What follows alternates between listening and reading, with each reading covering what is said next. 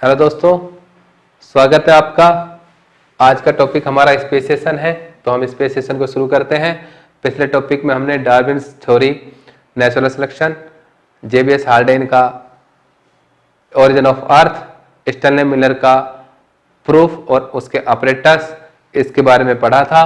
अब हम पढ़ते हैं स्पेसिएशन। स्पेसिएशन का मतलब होता है फॉर्मेशन ऑफ न्यू स्पीसीज। तो दोस्तों, what we have seen so far micro evolution, कि इतनी छोटी इवोल्यूशन, माइक्रो इवोल्यूशन, बहुत ही तेजी से होने वाली छोटी छोटी चीजों की उत्पत्ति के बारे में हम क्या सोचते हैं। That means that the change are small, क्या ये छोटे चेंजेस हैं, even though they are significant, जबकि ये इतने महत्वपूर्ण होते हैं। Also they simply change the common characteristics of particular species, जबकि ये साधारणतः किसी भी विशेष जाति के सामान्य लक्षणों को बदलने वाले होते हैं या बदल देते हैं। But this does not properly explain how new species come into existence, लेकिन ये फिर भी ये नहीं एक्सप्लेन कर पाते कि नई जातियां धरती पर कैसे हुई, नई जाति की उत्पत्ति कैसे होती है। That can be said to have happened only if this group of beetles we are thinking about is split into two populations that cannot be reproduced with each other. That can be said, तो ऐसा कहा जा सकता है to have happened, ऐसा होने के लिए कि बीटल्स का एक बड़ा ग्रुप दो पॉपुलेशन में टूट जाए और दोनों पॉपुलेशन के इंडिविजुअल्स आपस में रिप्रोड्यूस ना कर पाए। तो क्या इस तरीके से नई जातियों की स्पीसीज होती है कि कोई बड़ी जाति, कोई बड़ी पॉपुलेशन और दो अलग अलग ग्रुप में टूट के रिप्रोडक्शन करने में अक्षम हो, तो क्या स्पेसिएशन हो जाएगा? When this happens, ऐसा जब होता है, they can be called two independent species, तो इनको हम क्या कह सकते हैं, दो इंडिपेंडेंट स्पीसीज। क्यों? क्योंकि दोनों स्पीसीज के मेंबर्स आपस में रिप्रोड्यूस नहीं कर सकते हैं, तो ये दो स्पीसीज हो सकती है। So can we extend the reasoning we have used about to explain such speciation, तो क्या हम इसके पीछे के कारणों को बता सकते हैं जो इस तरह के नई जातियों की उत्पत्ति के लिए रेस्पॉन्सिबल है। Consider what happen if the bushes the beetles feed on are spread widely over a mountain range. Consider what would happen, क्या होगा if the bushes the beetles feed, जिन झाड़ियों को बीटल्स खा रही थी, on are spread widely over a mountain range, जो कि एक बड़ी पहाड़ियों के ऊपर फैली हुई हो या वहां पर हो। The beetles population becomes very large as a result, जिसके परिणाम स्वरूप बीटल्स की पॉपुलेशन कैसी हो जाएगी, बहुत बड़ी। But individual beetle feed mostly on few nearby bushes throughout their lifetime, लेकिन कुछ Beatles, individuals beetles feed mostly on a few nearby bushes, जो इंडिविजुअल बीटल्स है वो अपने आसपास की कुछ बुशेज को पूरे जीवन भर खाता रहेगा। दे डू नॉट ट्रेवल फार, वो बहुत ज्यादा दूरी पर ट्रेवल नहीं करेगा, जैसे माउंटेन पर पूरे पे फैल गया, नहीं, वो अपने आसपास जो बुशेज है उन्हीं पर डिपेंड रहेगा जीवन भर। So in this huge population of beetles there will be sub population in the neighbourhoods, तो इस बड़ी जनसंख्या में, बीटल्स की बड़ी संख्या में, देयर विल बी ए सब पॉपुलेशन, एक छोटी जनसंख्या भी होगी नियर नेबरहुड, एक अड़ोस पड़ोस में एक छोटी पॉपुलेशन बन जाएगी। Since male and female beetles have to meet for reproduction to happen, क्योंकि जैसे ही मेल और फीमेल बीटल्स आपस में रिप्रोडक्शन करने के लिए मिलेंगे, most reproduction will be with in these sub population, तो इन सब पॉपुलेशन के अंदर ज्यादा से ज्यादा रिप्रोडक्शन होगा, यानी कि संभावित रिप्रोडक्शन होगा। ऑफ कोर्स, निस्संदेह an occasional adventurous beetles might go from one side to the another, तो occasionally मतलब कभी कभी beetles might go from one side to the another, एक जगह से दूसरी जगह पर चली जाएगी। और beetles is picked up by the crow, और उसे क्रो के द्वारा पकड़ लिया जाएगा, यानी कि शिकार कर लिया जाएगा, from one side and dropped in the other side without being eaten, और क्रो के द्वारा पकड़ने के बाद उसे दूसरी साइड की तरफ फेंक दिया जाएगा, एक की बजाय, बगैर खाए। इन आइदर केस, या दूसरा संभावित केस यह है कि the migrant beetle will reproduce with the local population, कि माइग्रेंट मींस जो ट्रांसफर होने वाले बीटल्स हैं वो वहां की लोकल पॉपुलेशन के साथ रिप्रोडक्शन करे। This will result in the genes of migrant beetles entering a new population, जिसके कारण माइग्रेंट बीटल का जीन लोकल पॉपुलेशन के अंदर ट्रांसफर करे और एक नई पॉपुलेशन को जन्म दे।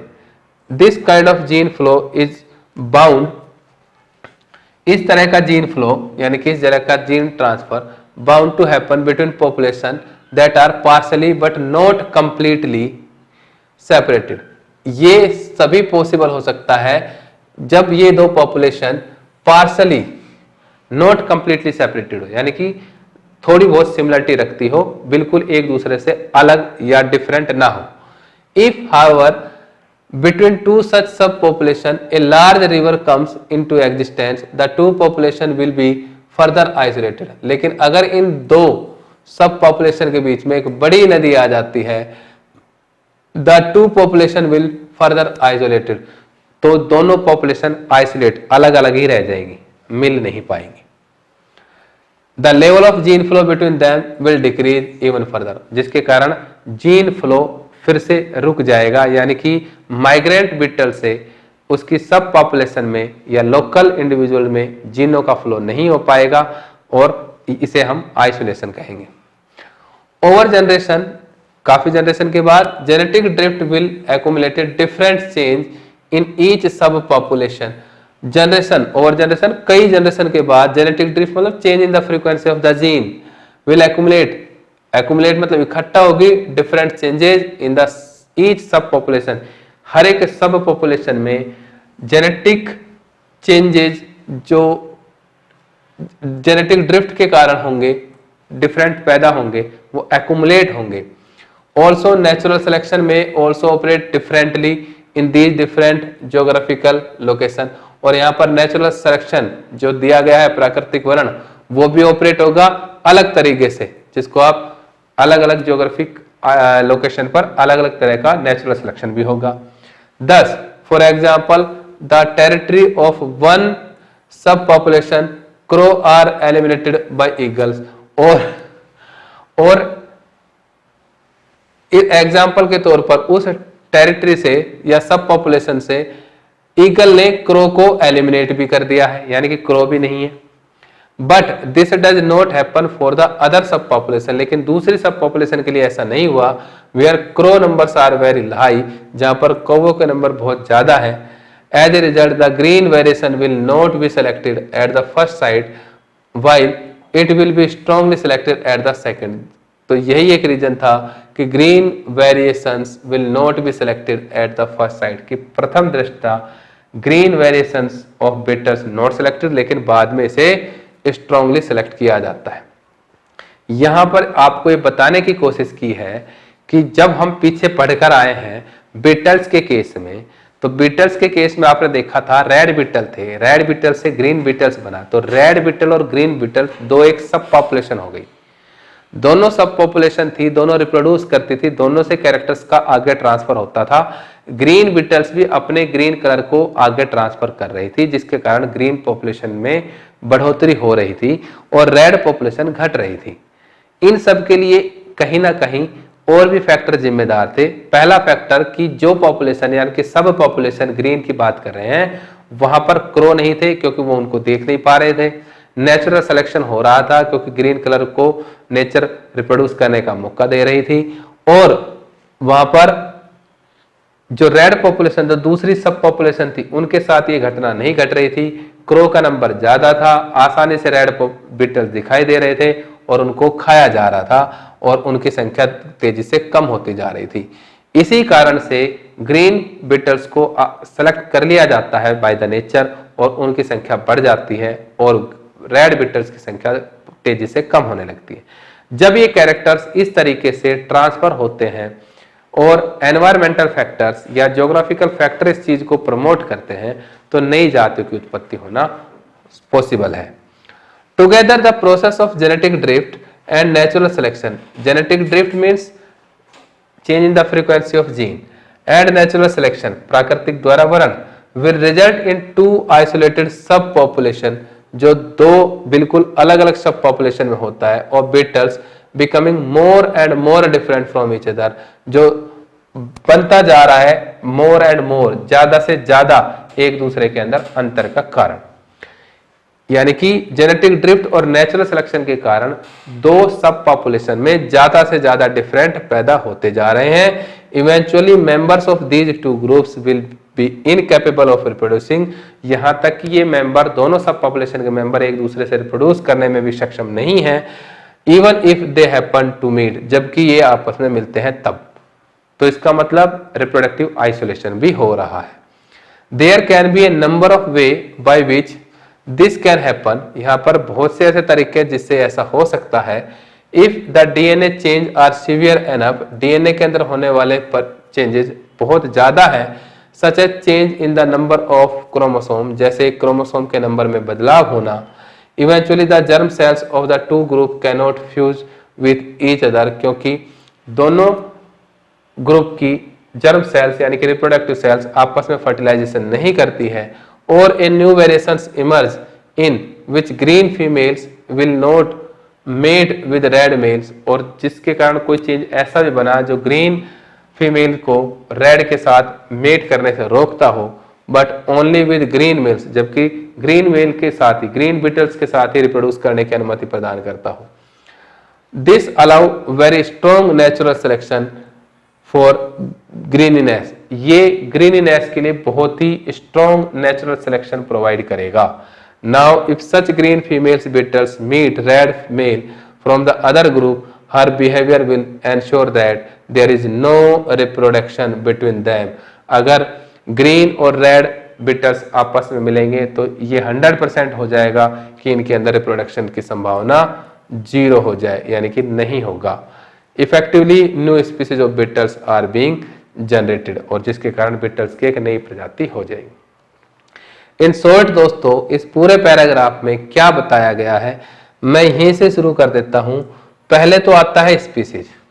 स्पीसीज क्या है? स्मॉलेस्ट यूनिट ऑफ इवोल्यूशन और classification is called species, but the true definition of species a similar group of organisms which are able to reproduce a fertile offspring, कि ऐसे सिमिलर जीवों का ग्रुप जो आपस में रिप्रोड्यूस कर सकता हो और रिप्रोड्यूस करके फर्टाइल ऑफस्प्रिंग पैदा कर सकता हो, उन्हें हम स्पीसीज कहते हैं।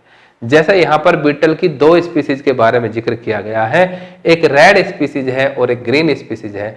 रेड और ग्रीन को हम एक स्पीसीज के मेंबर तब तक मानते हैं जब तक रेड स्पीसीज ग्रीन स्पीसीज के साथ या ग्रीन स्पीसीज रेड स्पीसीज के साथ रिप्रोड्यूस करके और फर्टाइल बीटल प्रोड्यूस कर सकती है, तब तक हम कहेंगे both are the member of the same species.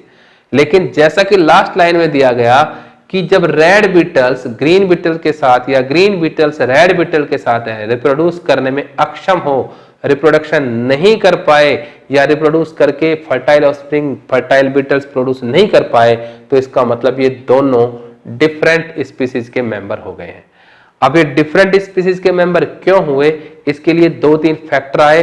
पहला, डीएनए के अंदर चेंज आया जो क्रोमोसोम नंबर में। दूसरा, जेनेटिक ड्रिफ्ट आया, यानी कि ट्रांसफर ऑफ जीन्स के टाइम पे चेंज होना, change in the frequency of gene. और तीसरा, आइसोलेशन आया, जिसको आप रिप्रोडक्टिव आइसोलेशन कह सकते हैं और ज्योग्राफिकल आइसोलेशन कहते हैं।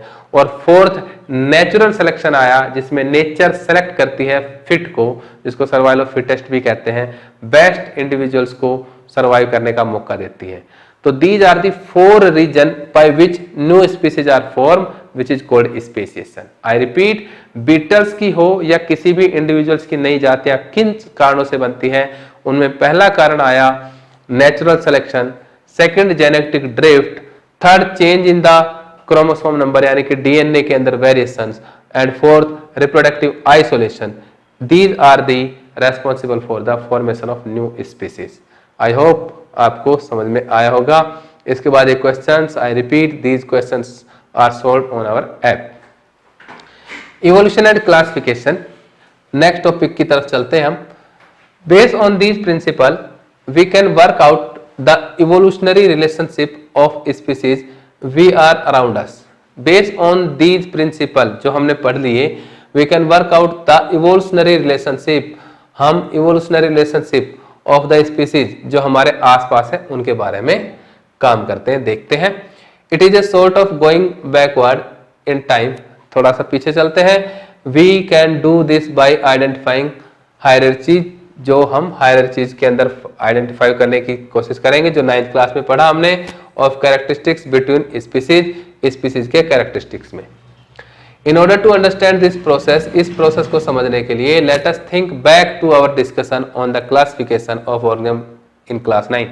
तो क्लासिफिकेशन के टॉपिक पे चलते हैं जो क्लास 9th में हमने पढ़ा था। Similarities among organisms will allow us to group them and then the study the group.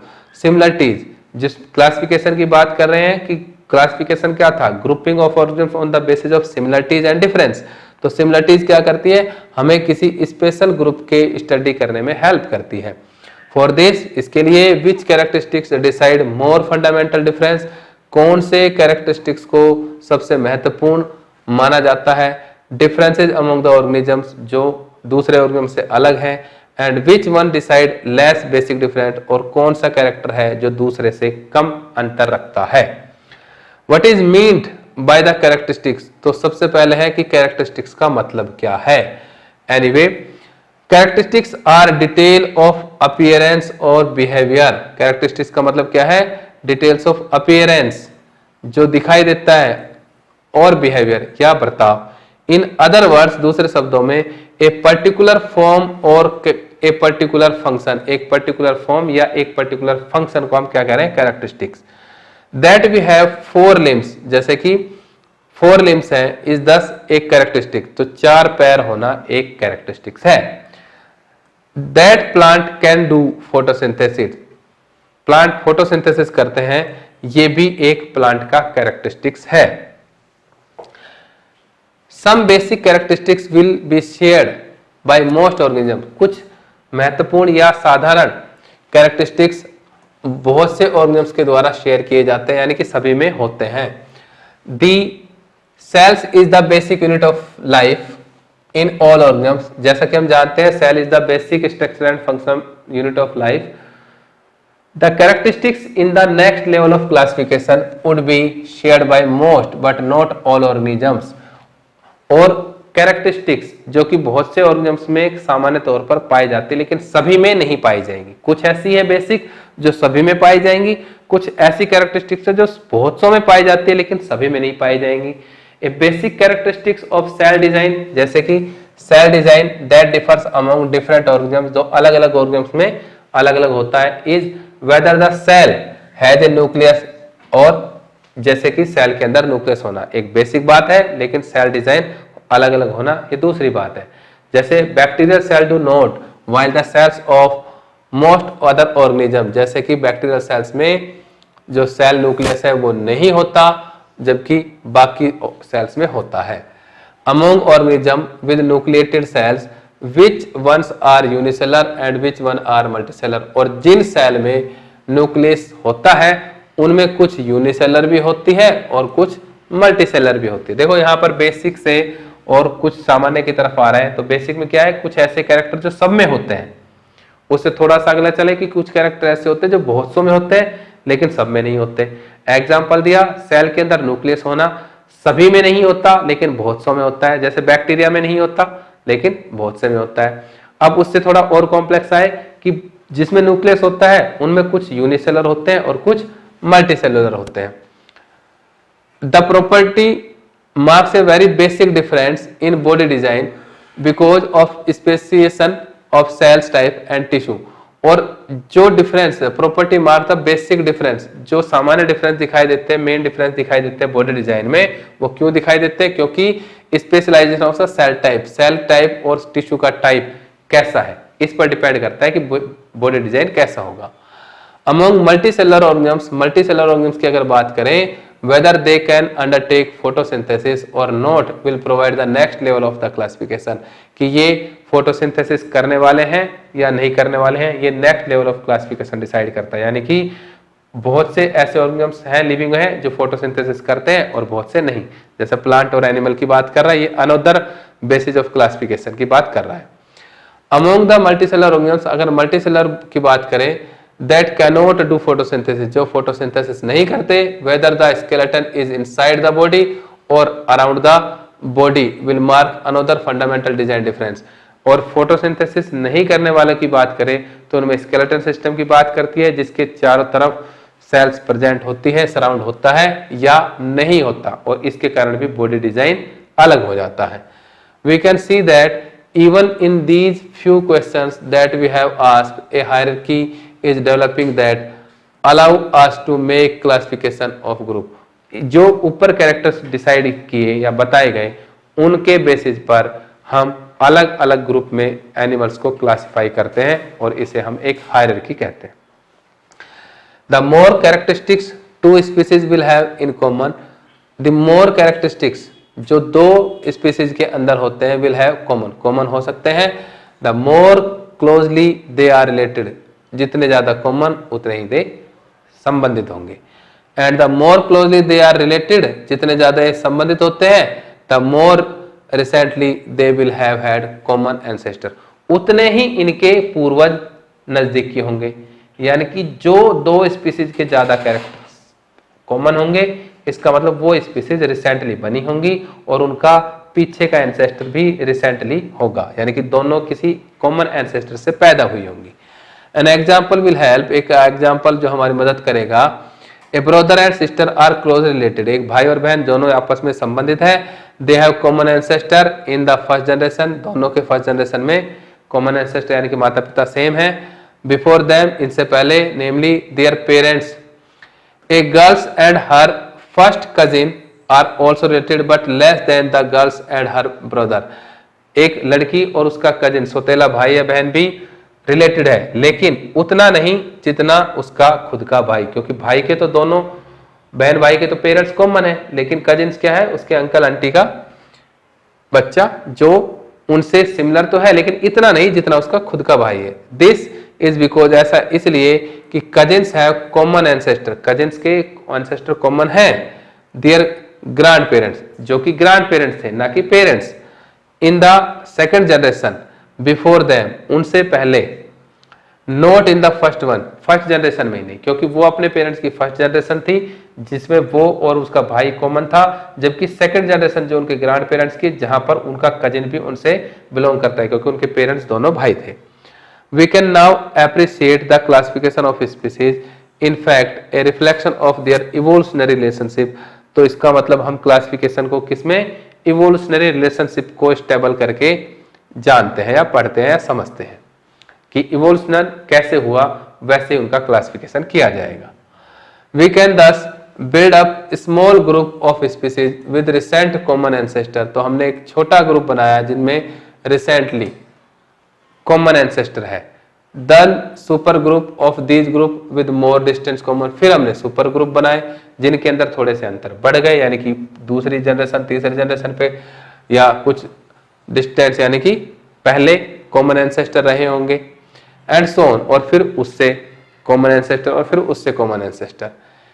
In theory we can keep going backward, अगर हम पीछे जाएं like this until we come to the notion of single species at the very beginning of the evolutionary time, कि evolution के सबसे शुरुआत में अगर हम जाएं तो हमें क्या मिलेगा। If that is the case, अगर ये केस है, देन एट सम पॉइंट, कुछ पॉइंटों पर, the history of the earth की history, non living material must have given rise to life, जिनसे नए जीवन की उत्पत्ति हुई है वो नॉन लिविंग मैटर निकल के आएंगे। यानी कि अगर हम इवोल्यूशनरी रिलेशनशिप से पीछे पीछे और पीछे चलते चले जाएं तो हमें धरती की उत्पत्ति और धरती पर जीवन की उत्पत्ति नॉन लिविंग मैटर से होने के प्रमाण मिलेंगे। ये बात प्रूव होगी कि भाई धरती पर जीवन की उत्पत्ति नॉन लिविंग मैटर से हुई है। There are many theories about how this might happen, और इसके प्रमाण में बहुत सी थ्योरी दी गई है कि ये कैसे हुआ। It would be interesting to come up with theories of our own, और इस थ्योरी को जानना हमारे लिए इंटरेस्टेड होगा। और ये क्या है, tracing evolutionary relationship, evolutionary relationship को ट्रेस करना या उनके बारे में पढ़ना।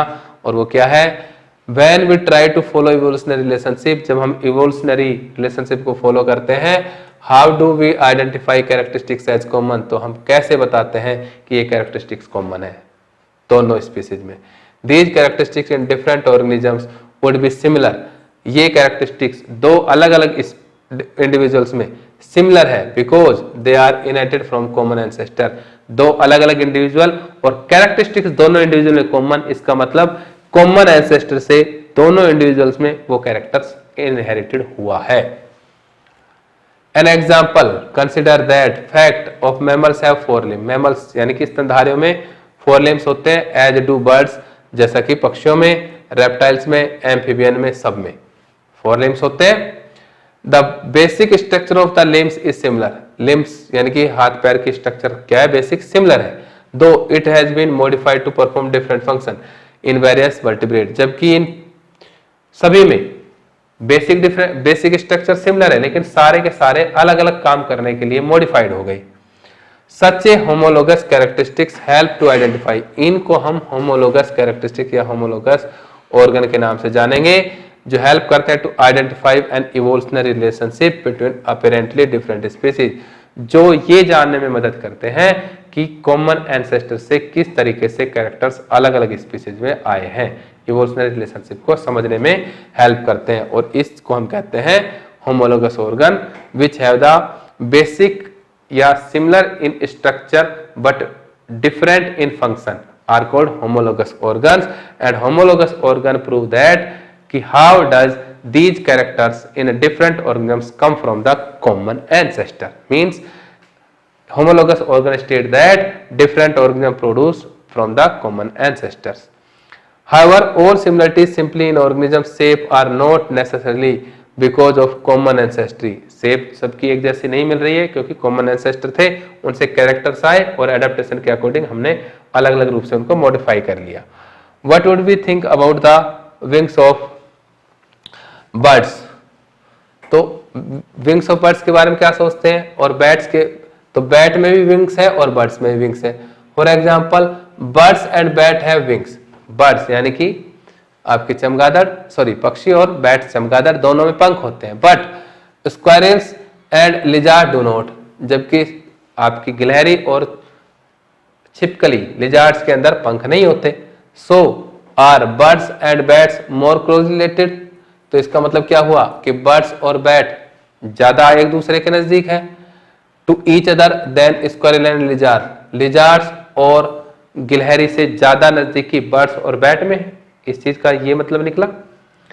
Before we jump to this conclusion, इसका निष्कर्ष निकालने से पहले let us look at the wings of birds and bat, तो हम बर्ड्स और बैट्स के पंखों को और नजदीकी से देखेंगे और नजदीकी से जानते हैं, कोशिश करते हैं। When we do that, जब हम ऐसा करते हैं, we find that, हमने पाते हैं क्या, the wings of bats are skin fold stretches, कि बैट के पंख स्किन की मेम्ब्रेन के फोल्ड थी जो कि स्ट्रेच हो गई है, mainly between the elongated fingers, जो बढ़ने वाली फिंगर्स के बीच में आ गया है, यानी कि मेम्ब्रेन थी जो फोल्ड थी, जो फिंगर स्ट्रेच हुई, उनके बीच में बैट के पंख आ गए हैं। But the wings of birds, लेकिन पक्षियों के पंख are feathery covering all along the arm, जबकि पक्षियों के पंख फिदर पंखों से ढके हुए हैं जो आर्म को, भुजाओं को आर्म से ढके हुए हैं। The design of the two wings, इन दोनों पंखों के डिजाइन, देयर स्ट्रक्चर, इनकी structure and components are thus very different, दोनों अलग अलग निकल के आए कि बैट्स के पंख तो स्किन फोल्ड थे और बर्ड्स के पंख क्या थे, लिम्स के ऊपर पंखों की कवरिंग थी। ठीक है, ये दोनों अंतर निकल के आए। दे लुक सिमिलर, लेकिन ये दोनों दिखाई दे रहे थे कैसे, एक जैसे, because they have common use of flying, और ऐसा क्यों था, क्योंकि दोनों का काम क्या था, उड़ना। But their origins are not common, लेकिन इनकी उत्पत्ति कॉमन नहीं थी। दस मेक देम एनालोगस कैरेक्टरिस्टिक, तो ये क्या बनाते हैं, एनालोगस कैरेक्टरिस्टिक्स या analogous organ, rather them homologous characteristic, ना कि होमोलोगस। इसका मतलब it would now be interesting to think about whether birds arm and bat arm should be consider homologous और एनालॉग। तो बर्ड्स और बैट्स के विंग को हम एनालॉगस ऑर्गन कंसिडर करते हैं, क्यों। अब देखो इसमें एनालॉगस की डेफिनेशन क्या आई, the characters which are different in origin and appearance but similar in function are called analogous organ. तो एनालोगस ऑर्गन्स के बारे में हमें पता चला। एनालोगस ऑर्गन्स क्या है? Analogous organs are those organs which are different in origin and structure but similar in function and appearance. जैसे पंख फंक्शन करते हैं उड़ने का और दिखाई भी एक जैसे देते हैं। किसके पंख? बैट के और बर्ड्स के, लेकिन दोनों का ओरिजिन और स्ट्रक्चर डिफरेंट थी, तो दोनों को हम एनालोगस ऑर्गन्स और इस तरह के कैरेक्टरिस्टिक्स को एनालोगस कैरेक्टरिस्टिक्स कहते हैं। सिमिलरली हमने होमोलोगस ऑर्गन्स या होमोलोगस कैरेक्टरिस्टिक्स पढ़ा, जिसमें हमने देखा कि the organs which are common which are similar in structure and origin but different in function। जो स्ट्रक्चर और ओरिजिन में तो सेम है लेकिन जिनके काम अलग अलग है। इसके लिए हमने पढ़ा four limb of human, Pisces, amphibian, aves and mammal. इनके अगर हमने पढ़ा तो देखो सबके फोर लिम्स, जैसे इंसान के फोर लिम्स यानी कि हाथ पकड़ने का काम करते हैं, पाइसेस में फिन्स हैं जो तैरने में हेल्प करते हैं, बर्ड्स के विंग्स फोर लिम्ब उड़ने का काम करते हैं, लिजार्ड्स के फोर लिम्ब क्रीप करने का, रेंगने का काम करते हैं, और ये सारे के सारे अलग अलग काम कर रहे थे लेकिन सबकी ओरिजिन एंड स्ट्रक्चर सिमिलर थी, तो इनको क्या कहेंगे? होमोलोगस ऑर्गन्स कहेंगे। और होमोलोगस ऑर्गन्स प्रूव दैट कि all these organisms are evolve from the common ancestor, यानी कि इवोल्यूशनरी रिलेशनशिप बताते हैं। इसके बाद हमारे पास नेक्स्ट आता है फॉसिल्स का। फॉसिल्स में क्या है? जिसको आप जीवाश्म कहते हैं। Such studies of organs structure can be done not only on the current species but also on species that are not no longer alive.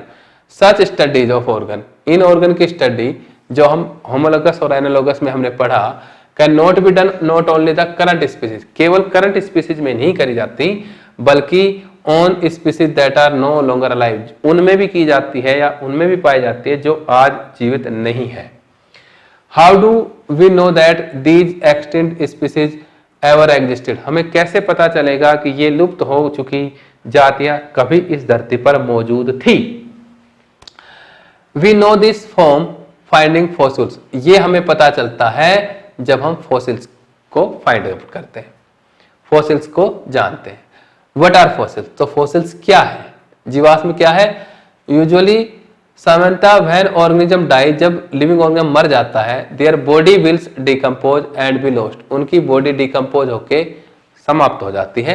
But every once in a while the body or at least some part may be in an environment that does not let it decompose completely, लेकिन but every once, हमेशा, इन a while, कुछ क्षणों के लिए हम मानते हैं कि द बॉडी और at least some part of may be, कि या तो पूरी बॉडी या उनके कुछ part may be in environment में रहते हैं, वातावरण में रहते हैं, that does not let it decompose, जो डिकम्पोज नहीं होते हैं completely.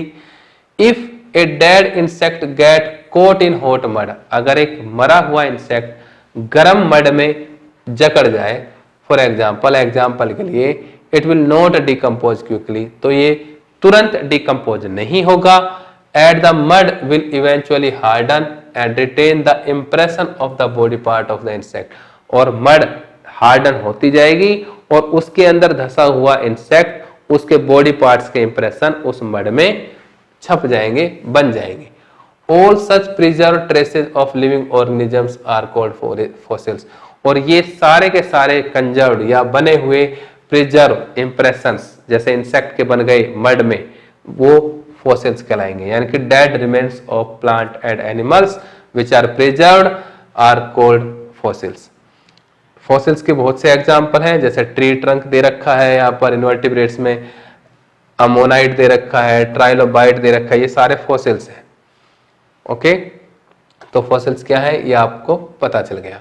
How do we know old the fossils are, हमें ये कैसे पता चलेगा ये फॉसिल्स कितना पुराना है, यानी कि इनकी उम्र क्या है या कितने साल पहले ये धरती पर हुआ करता था, इसका कैसे पता चलेगा? There are two components of this estimation, हमारे पास इसके दो तरीके हैं। वन इज रिलेटिव, एक है जो रिलेटिव मेथड जिसको कह सकते हैं, if we dig dig into the earth and start finding fossils, अगर हम धरती को खोदें और फॉसिल्स को ढूंढना शुरू करें, it is reasonable to suppose that the fossils we find closer to the surface are more recent than the fossils we find deeper layer. तो ये तो एक सामान्य सी बात है कि जब हम धरती को खोदना शुरू करें और उसमें फॉसिल्स को ढूंढें, तो जो फॉसिल्स हमें धरती की सरफेस के ऊपर मिलता है, यानी कि जितना धरती के सरफेस के नजदीक मिलता है, वो रिसेंटली बना है, और जो जितना गहराई में है वो उतना ही ज्यादा पुराना है।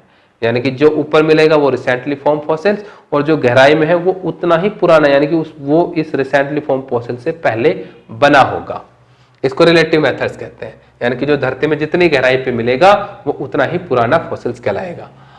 दी सेकंड वे, दूसरा तरीका है, by dating of fossils is by detecting the ratio of different isotopes of the same elements in the fossils material.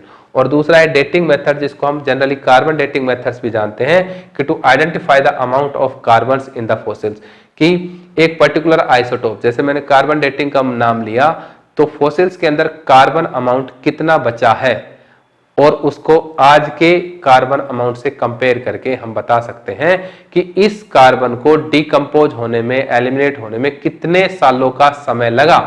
ये पता करके हम बता सकते हैं कि फॉसिल्स कितना पुराना है। यानी कि फॉसिल्स में 100% कार्बन नहीं मिलेगा, वो कुछ ना कुछ डिकम्पोज हो गया होगा, उसे डिकम्पोज होने में जो टाइम लगा होगा वो टाइम उस फॉसिल्स की एज कहलाएगा। It would be interesting to find out exactly how this method work। तो ये जानना अति रुचिकर होगा कि वास्तव में ये काम कैसे करता है या ये मेथड क्या है। How do fossils form layer by layer? Fossils कैसे बनते हैं? Let us start 100 million year ago। 100 million साल पहले चलते हैं। Some invertebrates, the seabed die। समुद्र के पौधे मर गए and are buried in the sand, और मिट्टी में दब गए। More sand accumulate, इनके ऊपर और ज्यादा मिट्टी आई, and the sandstone form under the pressure, और सैंडस्टोन मतलब प्रेशर की वजह से वो एक पत्थर या हार्ड चट्टानों के रूप में बदल गए। Millions of year later, millions year बाद क्या हुआ? Dinosaurs living in the area die and their bodies too are buried in the mud, कि मिलियंस ईयर डायनासोर भी यहाँ पर जिंदा था, वो मरा, उसकी बॉडी भी धरती में दबी, मड में दबी। This mud is also compressed into rock, और ये भी चट्टानों में बदल गई। Above the rock containing the earlier invertebrates fossils, और above the rock containing the earlier invertebrates fossils, और ये रॉक में और भी जो पुराने इनवर्टिब्रेट्स थे उनके भी जीवाश्म पाए गए। Again millions of year later, फिर उसके मिलियंस ऑफ ईयर बाद the body of horse like creature dying in the area, कि उसी एरिया के अंदर हॉर्स जैसे प्राणी की डेथ हो गई। Fossilise in rock above these earlier rock, और फिर वो भी चट्टानों में परिवर्तित हो गई और उनके ऊपर दूसरा एक फॉसिल्स और बन गया। और उसके बाद much later by erosion of water flow wear away some of the rocks and express the horse like fossils, as we dig deeper we will find older and older fossils. और जैसे ही कुछ समय बाद बारिश से पानी हटा, लेयर हटी, तो हमें हॉर्स जैसे ऑर्गेनिम्स के फॉसिल्स दिखाई दिए, और जब हमने धरती को खुदाई किया तो हमें और भी फॉसिल्स मिले। यानी कि फॉसिल्स बनने की प्रोसेस है कि सबसे पहले ये प्राणी हुआ करता था, फिर इसके बाद इसके ऊपर डायनासोर थे तो इसका डायनासोर के फॉसिल्स बने, फिर उसके बाद हॉर्स जैसा ये 2 फॉसिल्स हो गए, इसके बाद हॉर्स रहता था, हॉर्स जैसा प्राणी था, वो भी दब गया और उसके फॉसिल्स बने, और ये इस तरीके से 3 लेयर फॉसिल्स की बन गई। फिर यहाँ पर खेती थी, पानी के बहाव से ये उड़ा और हमें हॉर्स जैसा फॉसिल्स पाया गया, और उसके बाद फिर हमने खोदा तो डायनासोर के मिले, और फिर और भी। तो इस तरीके से ये फॉसिल्स बनते चले जाते हैं, फॉसिल्स की लेयर बनती चली जाती है। तो दोस्तों आज के लिए इतना ही, अगले वीडियो तक के लिए हैव ए गुड डे।